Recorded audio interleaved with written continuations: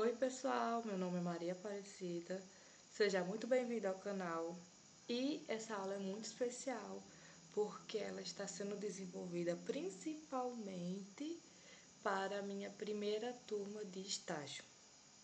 E primeiramente eu preciso pedir desculpas para o meu querido sexto ano, porque essa videoaula tinha que ter sido postada no sábado.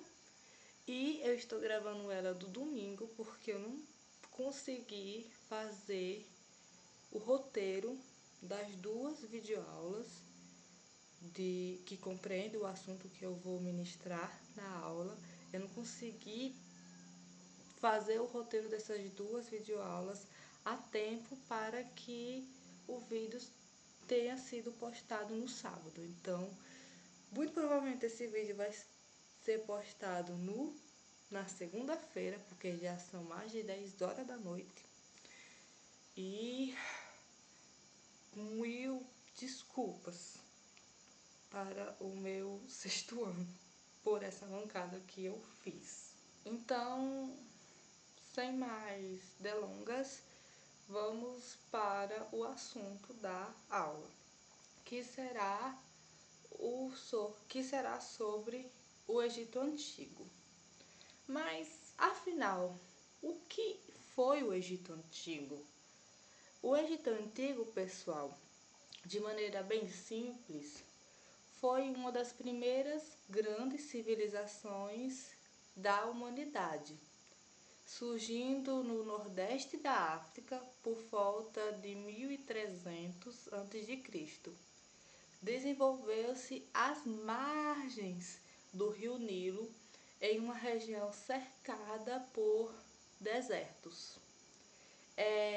Primeiramente, é muito importante a gente saber duas coisinhas antes de a gente continuar com a videoaula.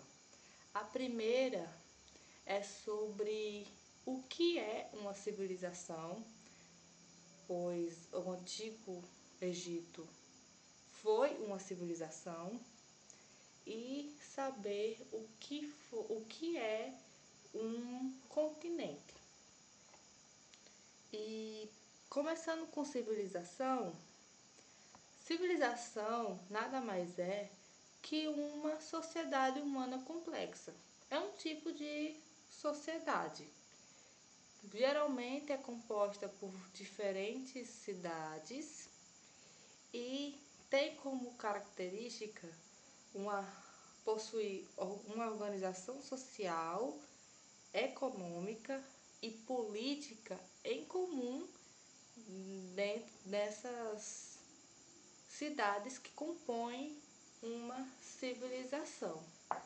Organização social, porque para ser considerado uma civilização é necessário que esse tipo de sociedade seja dividido em grupos bem definidos. A ter uma estrutura econômica, ou seja, essa civilização fazer trocas comerciais, tanto internamente quanto externamente, também é uma característica da civilização. E ter um sistema político, ter uma organização política com um líder ou líderes, tem que uma organização que tenha leis, normas para ser seguidas, etc. Então, essas são as características de uma civilização. Uma sociedade que é composta por diferentes cidades, geralmente, que possui organização social, econômica e política. Já o continente trata-se de uma grande extensão de terra, como a gente pode ver aqui, cercada por água. O planeta Terra tem 6 continentes, como está sendo mostrado nessa imagem do mapa mundi, sendo que alguns continentes todos os seus lados são cercados por água, como a América, como a Antártida, como... enfim, acabou os, os continentes cercados por água. E outros, como a Europa, como a Ásia, como a Oceania, são continentes que um dos seus lados não são cercados por água. Então, tem esses dois tipos de continentes, aqueles que são cercados todos os seus lados por água e outros que não, nem todos os seus lados são cercados por água. E aqui no meio tem o continente africano, onde se desenvolveu a civilização egípcia. Mais especificamente, a civilização desenvolveu aqui, ó, no nordeste do continente. Lembrando, pessoal, que o nordeste fica entre o norte e o leste. Por isso o nome... por isso o nome Nordeste. Aí o Egito se desenvolveu aqui, ó, no Nordeste da África. Eu trouxe esse mapa aqui para vocês compreenderem melhor onde é que ficou, onde foi que se desenvolveu o Antigo Egito. Esse é um mapa que como a gente pode ver, essa região mais amarela clarinha, esse amarelo claro, é a parte que compreende como Antigo Egito por volta de 1500 a.C. O que significa? Significa que por volta de 1500 a.C., o território que é compreendido como Egito Antigo era esse daqui. Tá bom, pessoal? Uma coisa muito importante que eu preciso dizer para vocês é que nem sempre o Egito Antigo compreendeu como esse espaço que está destacado aqui para vocês. Não. Por causa de guerras e vitórias militares, derrotas militares que ocorreram ao longo da história do Egito Antigo, o espaço compreendido como Egito aumentou e diminuiu ao longo de sua história.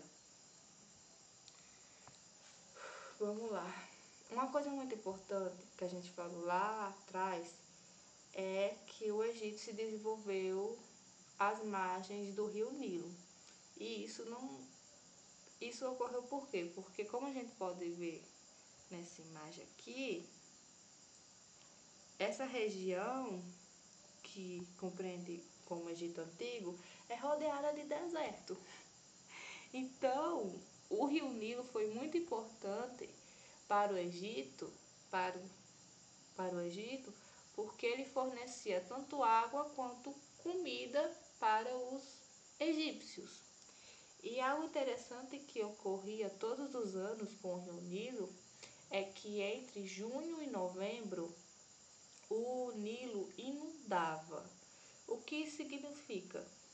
Significa que ele ganhava um grande volume de água de maneira mais informal. Ele tomava água, ganhava muita água, a ponto dele transbordar, a ponto dele tomar tanta água que essa água começava a vazar por todos os lados, transbordava por todos os lados.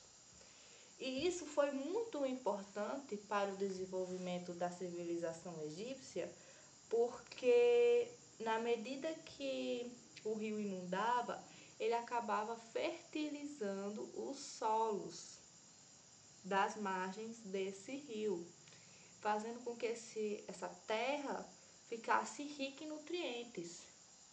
E isso foi muito, muito importante, porque essa terra acabava ficando excelente para a agricultura. Então, o que acontecia? Entre junho e novembro, o rio inundava, transbordava água por tudo que é lado. Aí, na medida que o rio voltava ao seu tamanho normal, aquela terra que estava inundada acabou sendo fertilizada por essa água. E o que os egípcios faziam? Ele, nessa terra que ficou fertilizada pelas águas do Nilo, eles plantavam.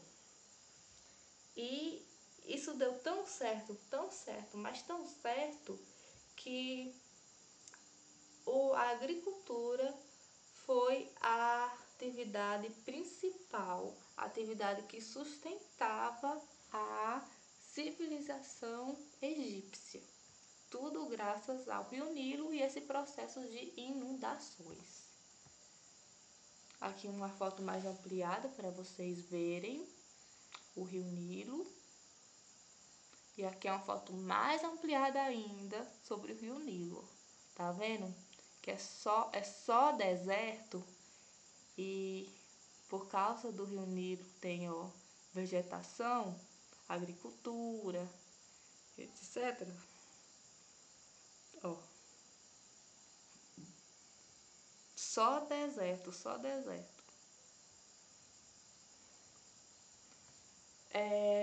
Uma coisa importante que deve ser abordada é o seguinte: como o Rio Nilo inundava o Egito, um território rodeado de desertos. Ou seja, como é que o rio ganhava tanta água, sendo que o Egito era um local extremamente quente, rodeado de deserto? Aí é que tá. Esse mapa explica tudo. Por que esse mapa explica tudo? Porque, ó, como vocês podem ver, esse mapa mostra o Rio Nilo em toda a sua extensão.